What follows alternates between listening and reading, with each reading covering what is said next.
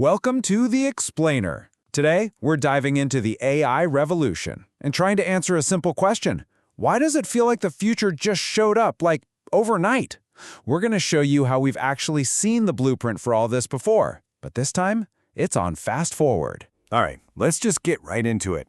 It's not just you, I promise. From the news you're reading to the tools you're using at work, it really feels like AI went from this far-off sci-fi concept to just being part of our reality, almost in the blink of an eye. So, what's really going on? To really get what's happening right now, we need a blueprint.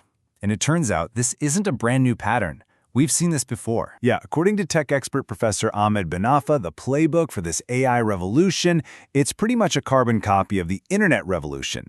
There's just one massive difference: the speed. Everything is happening way, way faster this time. The thing is, the stakes for getting these huge tech shifts right are just astronomical. And history has some pretty powerful, kind of scary stories for anyone who moves too slow. That anxiety we're seeing in boardrooms all over the world right now, it's there because business leaders are basically haunted by the ghosts of giants who stumbled. I mean, just think about Microsoft. They initially kind of blew off the internet and had to play this frantic, super expensive game of catch-up. Or, an even bigger deal, look at Nokia and Motorola. They were the absolute titans of mobile phones, but they missed the smartphone wave and were almost completely wiped out. And that history right there, it explains so much about what's happening today. The memory of those who got left behind is exactly why every single CEO is looking over their shoulder, absolutely terrified of missing what a lot of people are calling the third great wave of technology. Right after the internet and mobile. Nobody, and I mean nobody, wants to be the next Nokia. So, what happens when a revolution hits the accelerator and pretty much everyone is trying to jump on board at the exact same time? Well, the pace is just blistering, and it's for a few really key reasons. First, companies learn their lesson.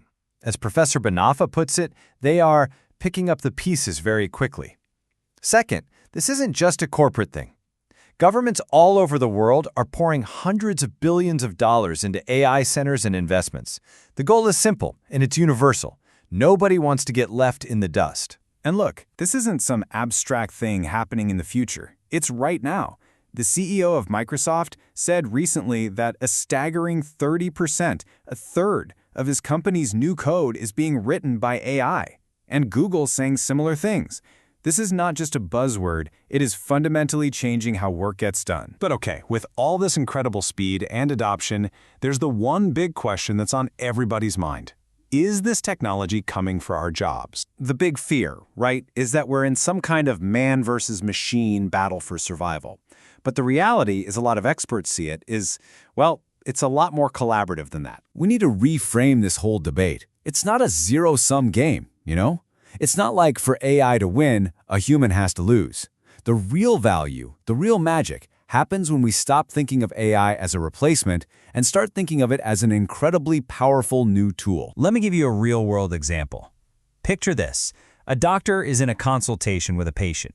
There's an AI app listening to the conversation, analyzing it in real time. If the AI detects that, based on the symptoms, the doctor might have missed a certain question they should ask, it prompts them. It gives them a little nudge. This isn't replacing the doctor's expertise, it's augmenting it. It's like a high-tech safety net that leads to a much better outcome. And that example, it gets right to the heart of what AI is all about in the workplace. It's a tool.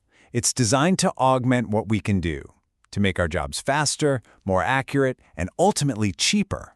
It's all about enhancing what humans are capable of, not making us obsolete. Okay, so if this really is the internet revolution on fast forward, what does that timeline actually look like? I mean, just how fast are we really moving here? Let's try to put this into perspective.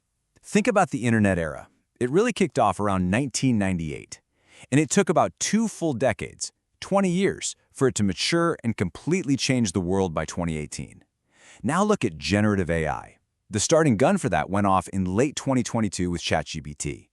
And by 2025, just 3 years later, we're already seeing these massive global investments and adoption.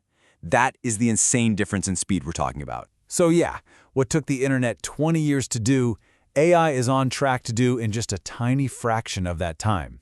It's the same revolutionary journey, just with someone holding down the fast forward button. So the last great tech revolution, the internet, it took 2 whole decades to really reshape our society. This one is happening at a pace we have never ever seen before. And that leaves us with one final and kind of mind-bending question. If this is what's happened in just a couple of years, what on earth will our world look like 2 years from now?